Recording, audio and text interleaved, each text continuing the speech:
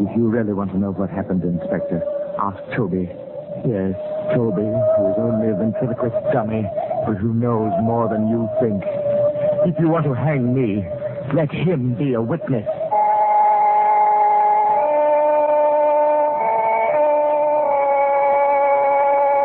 Out of this world.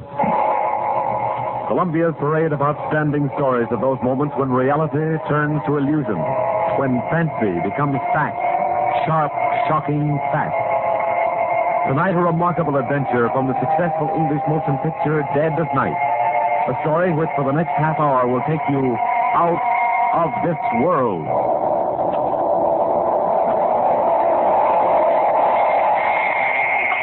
Stop! Here now, Tompkins, here now. Enough of that noise. You're disturbing all the other prisoners. God, tell me where's Toby? What have they done with my Toby? So it's Toby again, is it? Now stop all that fuss about the dummy. I won't ever afford any more noise in that solitary confinement for you. But I must see Toby. Oh, God, I'll pay you anything if you bring Toby to me. You ventriloquist, a queer one. All this fuss about a talking doll. He's not a talking doll. Don't you understand? He's Toby. Where is he? What's happened to him? How should I know? Probably safe enough. The inspector will take care of him. Well, you tell the inspector to send Toby back to me. Back to me, do you hear? Tell him I want Toby and I want him right now. Sure. Inspector Dodds will be happy to do anything you say. You're an impertinent fellow. Oh, yeah, you're a rough one, all right. You're just lucky I ain't in here for murder. Lucky that fella Leswell you shot is coming along, all right. Leswell? Whatever happens to him makes no difference to me. I wish he was dead. He tried to steal Toby from me. No, ain't that a pretty thing to say? Ain't you a charge? I'm sorry I caused you any trouble. All I want is one favor. Please. Go to the inspector, go to somebody, go to anybody and tell them I've got to see Toby. I've got to see Toby.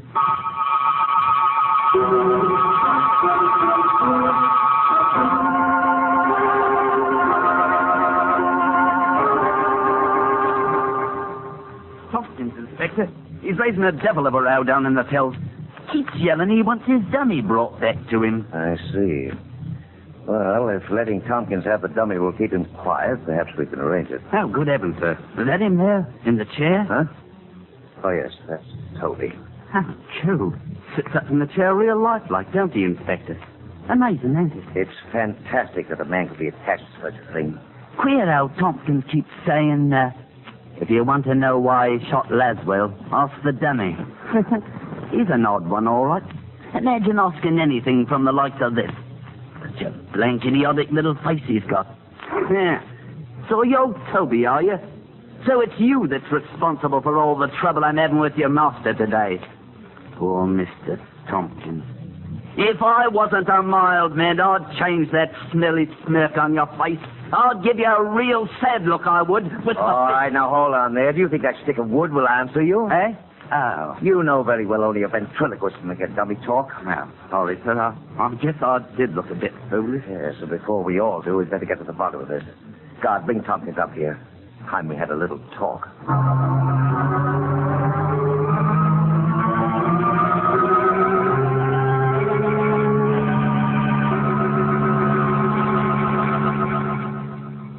Tompkins, if I promise that Toby will soon be returned to you, will you cooperate with me? Toby? Is he here? Is he near me here? Yes, but you can't see him yet. But I must see him, Inspector. You will, but not before I have certain facts. Certain facts? About your quarrel with Nell Laswell. Now, if you tell me the whole story, I may be able to help you. Help me? Why? Why should the police help me? Because it's part of my job. Yes, but you've done your job. I've admitted I shot Laswell. I did it. What else matters? Your motive. He tried to steal Toby from me. Isn't that motive enough? Tompkins, I really can't understand you. Understand? Of course you can't understand. I wouldn't expect you to. You've never spent years, endless years, playing shoddy, cheap music halls, starving out at the elbow because you couldn't find a partner who understood you. You never toiled day and night for weeks on end, creating somebody like Toby who could go to the big time with you. Oh, Toby could tell you what it's been like, all right. Unfortunately, Tompkins, Toby has shown no inclination to speak to me as yet. Toby would appreciate that, exactly. Yes, indeed he would. Really, what have you done with him? You'll see him soon enough, I promise you. But first, I want to know what makes you think Mel Laswell tried to steal Toby. Oh, I was aware of Laswell's intentions right from the start, Inspector. Even before I met him. I had a premonition that somebody might separate me from Toby. I couldn't stand that. I was much to him, yes. He to me. I see, yes. When I met Laswell at the club that night, I realized almost at once that he might be the one who caused the trouble.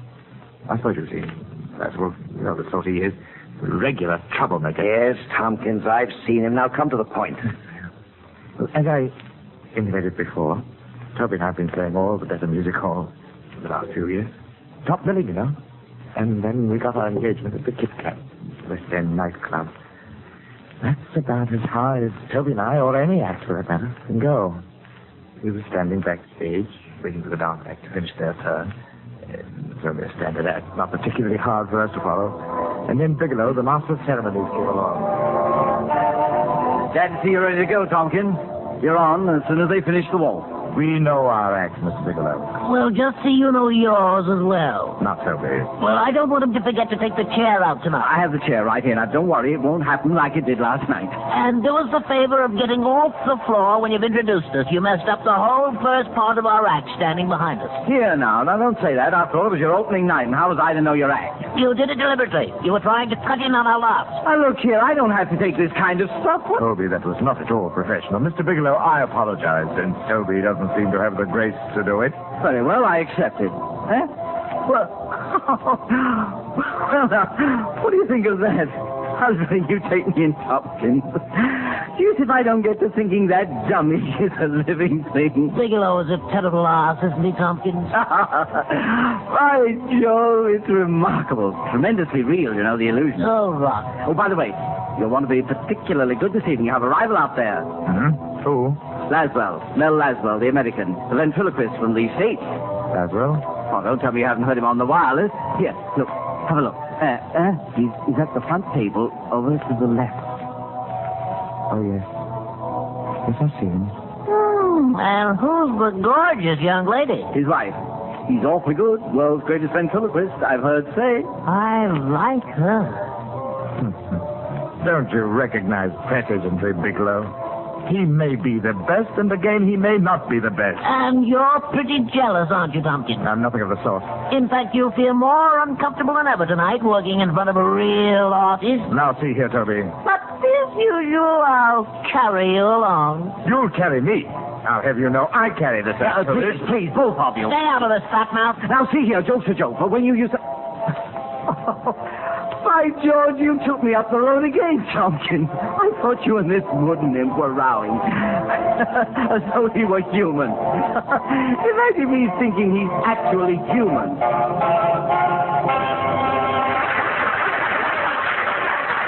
Stop clattering, rubber. Let's get out there and bring us on. Yes, of course. And don't forget the chair. Wait. Oh, here it is. Look, I'm going to introduce Laswell before I bring you off. Must you? That's right. Give the boy and girl a great big hand. The finest dance seen in all the United Kingdom. And now, ladies and gentlemen, and visiting royalty, before I present to you our next little feature, I'd like to call on a distinguished variety artist who is here tonight. You've all heard him on the American wireless and seen him in the American cinema. Mel Laswell. I ask Mel Laswell to stand up and enjoy that well-known Kit Kat hospitality. I'm sure that beautiful woman he's with is a much happier burden on his knee than Mickey O'Toole, whom you've seen so many times. Stand up, Melvin Laswell. And now I want to bring on an act, the like of which Mr. Laswell has never seen. Our own British ventriloquist, Eric Thompson, and his talking timber, Toby.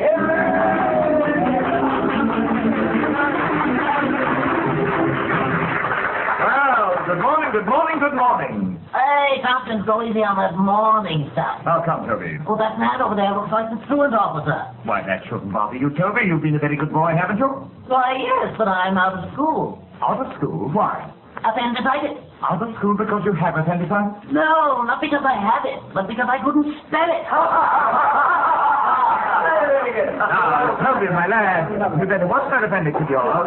After all, people die of appendicitis, you know. And then you'd be a skeleton. I bet you don't even know what a skeleton is. Get a good grip on your nose, darling. That guy's got the worst material in the British Isles. No, what a skeleton is. Act as though you're enjoying this.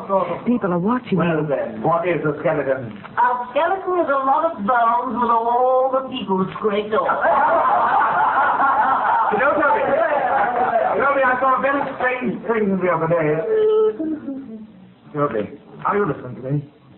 I said I saw a very strange thing the other day. All right, you saw a very strange thing the other day. I don't blame the dummy for being embarrassed. My master. Now, Toby, that's not the proper attitude for a bright lad like you. I said I saw a strange thing the other day. There were 12 men standing under one umbrella, and not one of them got wet. And not one of them got wet. I know the payoff to this gag, but I won't say. And Mr. Laswell knows too, don't you, Mr. Laswell? What goes on here now? Come now, Mr. Laswell, I know you do. You give the answer. Toby, please. Please, darling, this is embarrassing. Well, Say Mr. something. Laswell, If this guy keeps riding me, I will get him for this his back. dummy says that he saw 12 men under one umbrella and not one of them got wet. Why not, Mr. Laswell? Because it wasn't raining.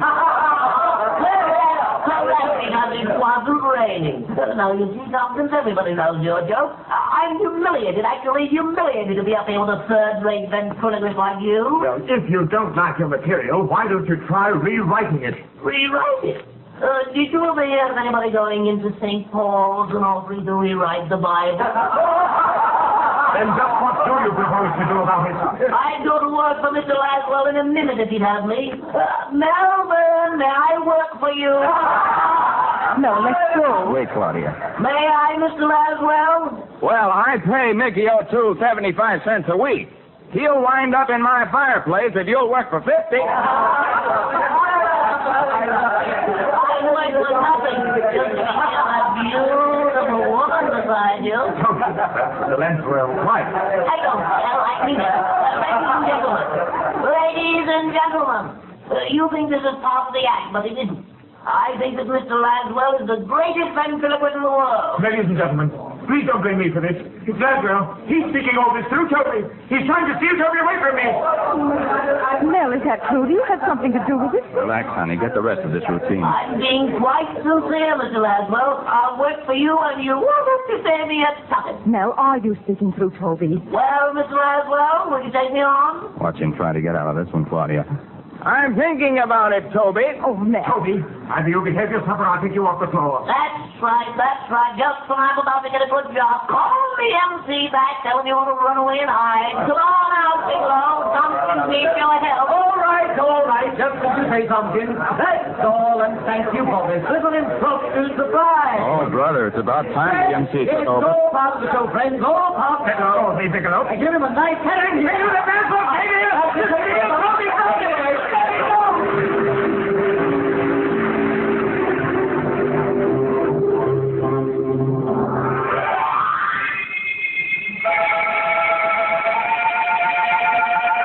That's how I knew, Inspector, that Laswell had taken more than casual notice of Toby. Oh, I could have forgiven him for his interference on the floor of the club.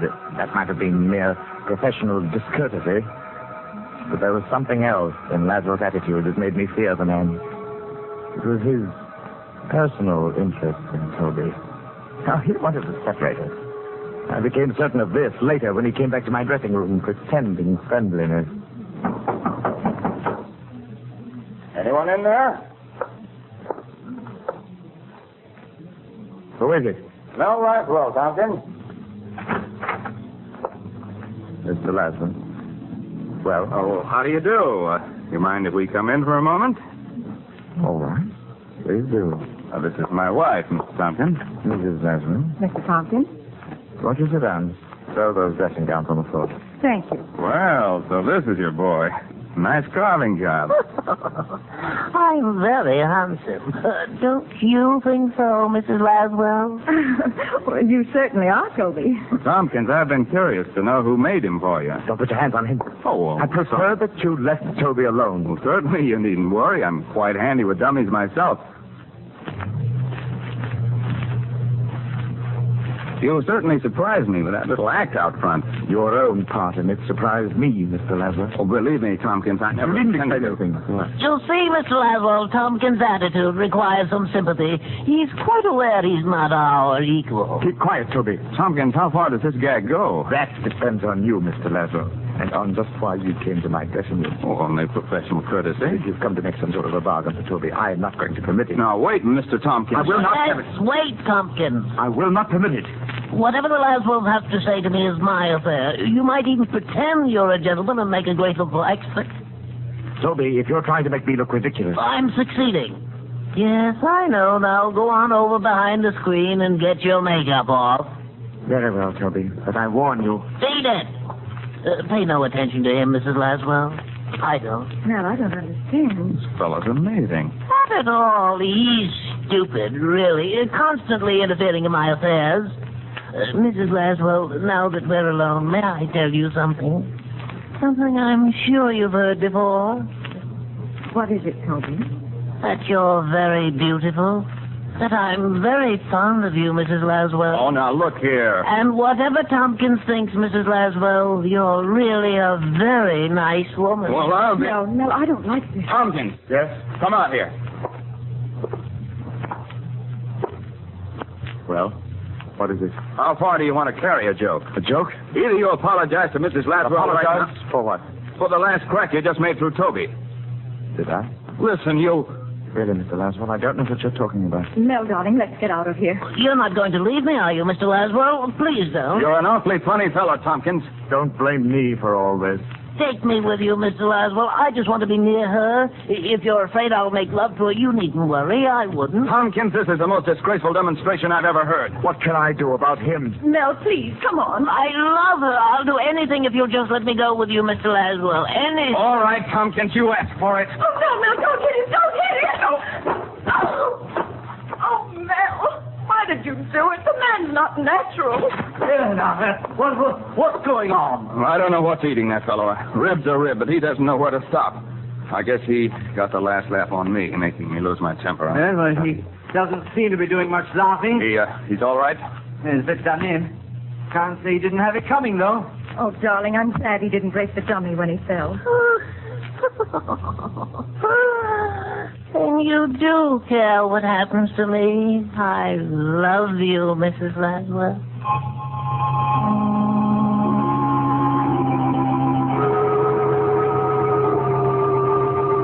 So you see, Inspector, I should have known then that I couldn't prevent Laswell getting Toby. I knew they'd be plotting, the two of them. I see. One question, Mr. Tompkins. Yes. Would you say that Mrs. Laswell is an exceptionally attractive woman? To some men, perhaps.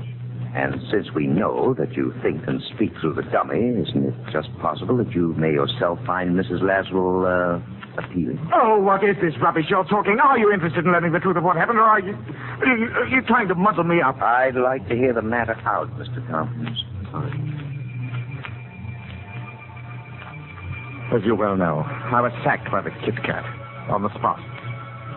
I hardly spoke to Toby all the way home. I wanted to impress upon him the misfortune he'd caused us. At first, I hoped that Toby's attentions to Mrs. Laswell had embarrassed them both so much that Laswell would no longer feel any interest in him. But in my heart, I knew the Laswells hadn't finished, that at that very moment, they must have been plotting. Plotting their next move to get Toby away from me. I'll tell you what that next move was. In our hotel, I carefully turned the key in the lock. Toby and I were secured for the night. I put him in his own little bed and then made ready for bed myself. As I moved around the room, his eyes followed me scornfully. Then I thought of the revolver in my bag. I took it up. With the revolver in my right hand and the key in my left, I lay down on the bed and waited. I dozed off. I don't know for how long. Suddenly I was awake, my eyes staring. Toby was gone.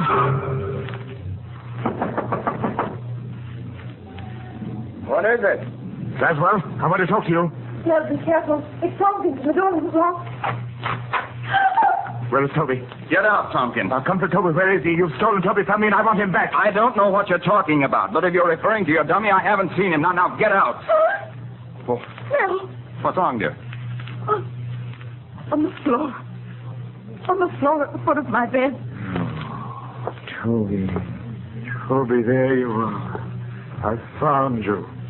Oh, my poor little Toby, you've been kidnapped. Look, Tompkins, I don't know how your dummy got here. Toby. Toby, speak to me. Wake up, Toby. Look, Mel. Look how he's shaking that awful thing as though he's trying to waken. Oh, you're not deceiving me, Toby. You know very well I'm here. Go away and leave me alone. I'm through with you, Tompkins. Oh, Yes. Take it easy, Claudia. We've had all we can take of this, Tompkins.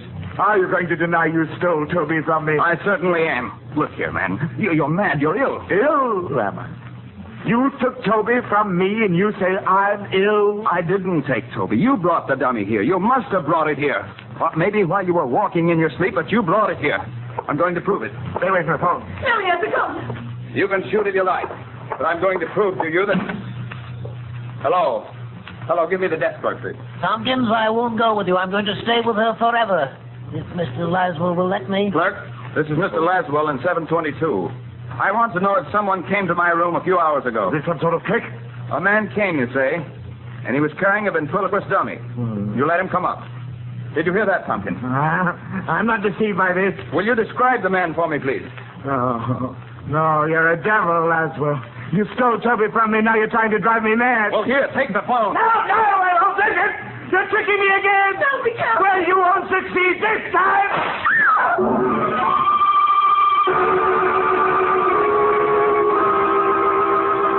No, I don't deny that I shot Laswell, Inspector, but I believe the provocation was ample. I dare say you will agree. After all, Laswell turned a friend against me. An old and a very valued friend.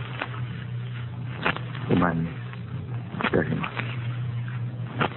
Tompkins, in due time, I may ask you to sign a formal confession on the basis of the story you've just told me. No objection. I'll sign it.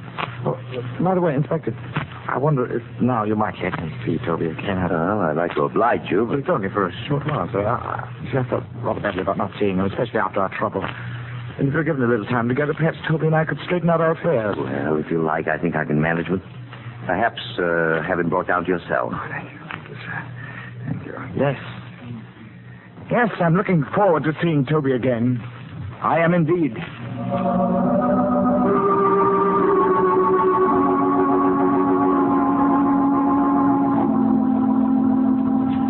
And that's the story as Tompkins told it to me, Mr. Laswell. And it's incredible. I had some idea what was going on in the fellow's mind, but that is... Mel, I'm so sorry for it. Just one question, Mr. Laswell. You'll pardon my asking. Yes? Did you have anything to do with what's happened to the Kit Kat? I mean, you didn't project your voice through Toby. Certainly not. So I thought. This business has me baffled. If I thought Tompkins might be more dangerous than he's already proved. Well, I'm afraid there is that possibility, Inspector. Huh? It may be that Tompkins has become so accustomed to thinking as two persons that the personalities have actually become divided. Is that possible? For one man to have two separate and distinct personalities? Yes, that's not rare. Well, I'll admit I've never heard of anything exactly like this business. What will happen to him now? It's a battle that Tompkins will have to fight out within himself.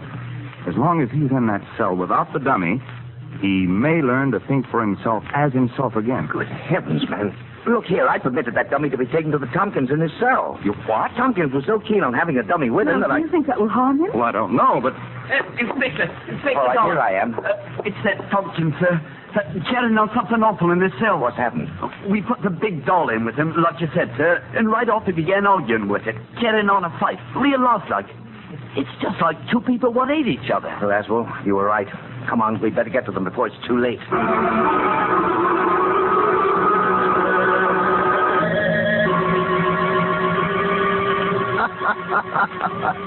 Well, all I can say is I knew you'd wind up this way sometime. Put away for keeps, a jailbird.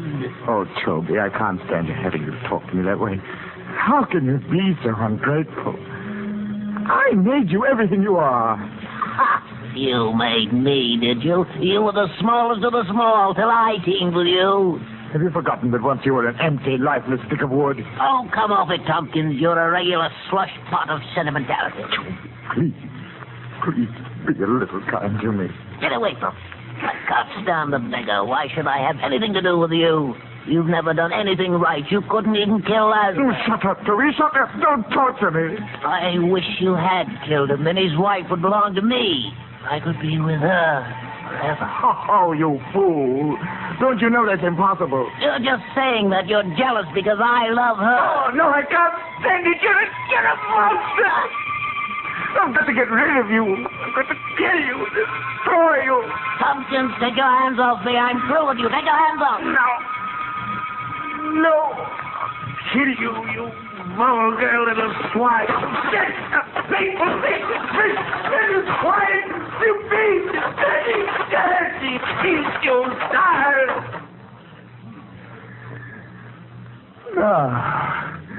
Now talk back to me, you little monster. Now tell me I failed at everything. I smashed your face.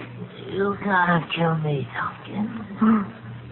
No matter how you try, you can't kill me. Come on,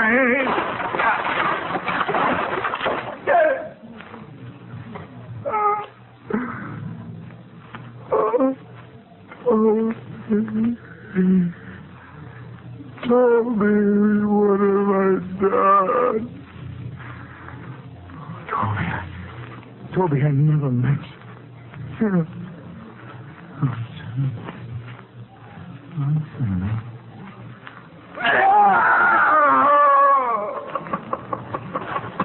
Come on, down this way. There we are.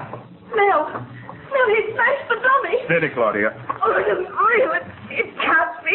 We didn't reach him in time. He seems to have fainted. I guess we better see what we can do for the poor devil. Certainly made a pile of kindling out of his dummy, didn't he? Oh, Mel, what'll it do to him when he sees what he's done to Toby? How is he, Inspector? He's coming around all right. Tompkins, come out of it, fella. Everything's going to be all right. He's reviving. He's opening his eyes. Come on now, I'll help you sit up. There's a fella. Feeling a little better now, aren't we? This is Doc. He's looking around for the dummy. Here we are, Tompkins. I guess this is what you're looking for. Your tummy's broken up a bit, but he'll be all right. He said he'd kill me, but I told him he couldn't. I killed him. Isn't that wonderful, Mrs. Lazarus? Tompkins is dead. Now we can be together forever, the three of us. You want me, don't you, Mrs. Laswell? You've got to want me because I think you're beautiful. And I love you, and I'll be your slave always and always.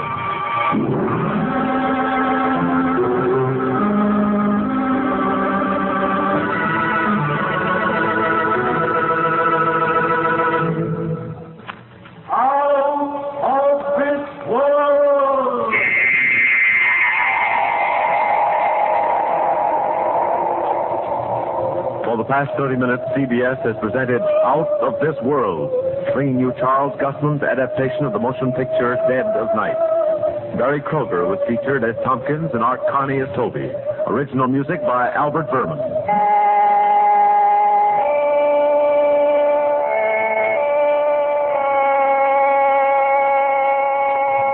Out of This World is directed by John Mosman for CBS, the Columbia Broadcasting System.